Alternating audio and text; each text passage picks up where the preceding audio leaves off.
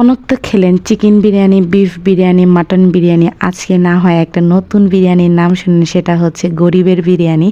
আসসালামু আলাইকুম everyone, welcome back to my another new video. I hope সবাই অনেক বেশি ভালো আছেন।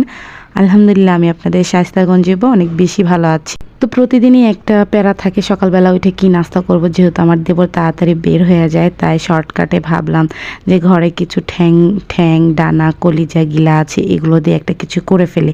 তো হুট করে আমার শাশুড়ি বলে ফেললো এগুলো দিয়ে বিরিয়ানি রান্না করে ফেললো। ব্যাপারটা একটু অন্যরকম লাগছিল, বাট ভাবলাম যে ট্রাই করে দেখি। তো যে ভাবনা সেই কাজ। প্রথমে হচ্ছে আমি তেল দিয়ে দিয়েছি। তেলটা একটু লাল হওয়ার কারণ হচ্ছে গতকালকে যে হাঁস রান্না করেছিলাম সেটা থেকে প্রচুর পরিমাণে তেল বের হয়েছিল, আর সেই তেলটা দিয়ে হচ্ছে এখন আমি বিরিয়ানিটা রান্না করব।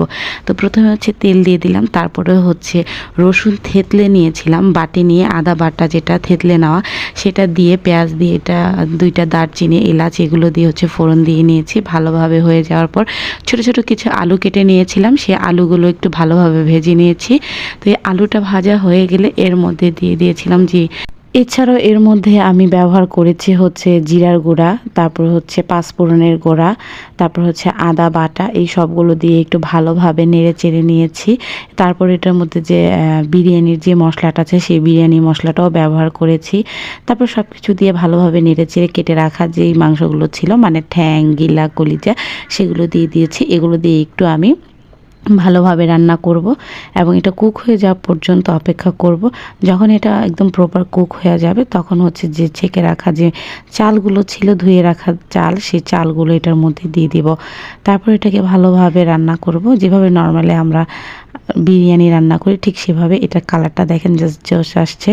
এটা প্রথমে ভেবেছিলাম হয়তো খেতে অত বেশি ভালো লাগবে না, বাট না, ইটস গুড, নট ব্যাড। আমি এটাও জানি যে একদল লোক এখন আইসা বলবে যে দুনিয়া কি আর কিছু বিরিয়ানি খাইতে পারলেন না, লাস্ট মোমেন্টে এগুলো দিয়েও খাইতে হইলো। নতুন কিছু টেস্ট করতে তো দোষের কিছু না, তাই না? এটা তো খাওয়ার জিনিস, অখাদ্য কিছু না। তো এটা থেকে যদি ভালো কিছু হয় সেটা কেন করব না? হ্যাঁ, এটা অনেকের ভালো নাই লাগতে পারে, এখন সবার ভালো লাগবে না বলে যে আমাদের ভালো লাগবে না তাও কিন্তু না। যাই হোক, এইদিকে হচ্ছে আমি আমাকে চালটাকে ভেজে নিয়েছি, সাথে কিছু কাঁচামরিচ দিয়ে দিয়েছি।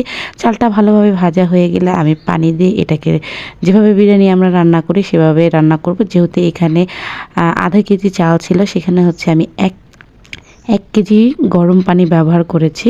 তো আপনি এখানে কম বেশি করে নিতে পারেন। আর রাইস কুকারে যেহেতু এটা হিট অনেক বেশি থাকে, সেক্ষেত্রে পানির পরিমাণটা একটু কম দিলেই হয়। যেহেতু আমার রান্না করতে করতে অভ্যাস হয়ে গেছে, সো এটা আমার একটা আন্দাজ হয়ে গেছে। এখন সেটাকে আমি প্রপারভাবে বলতে পারছি না যে আপনাদের কতটুকু লাগবে কি না। যাই হোক, এইদিকে হচ্ছে আমার বিরিয়ানি অলমোস্ট ডান। আলহামদুলিল্লাহ, টেস্ট অনেক ভালো ছিল। যারা যারা ট্রাই করতে চান তারা অবশ্যই ট্রাই করে দেখতে পারেন। আর এই ভিডিওটা যদি ভালো লেগে থাকে তাহলে অবশ্যই আপনার ফ্রেন্ডস অ্যান্ড ফ্যামিলির সাথে শেয়ার করবেন। প্লিজ আমার পেজটার পাশে থাকবেন, পেজটাকে একটু প্লিজ লাইক ফলো করে দিবেন। Thanks for watching, stay with me. আল্লাহ হাফেজ, আসসালামু আলাইকুম।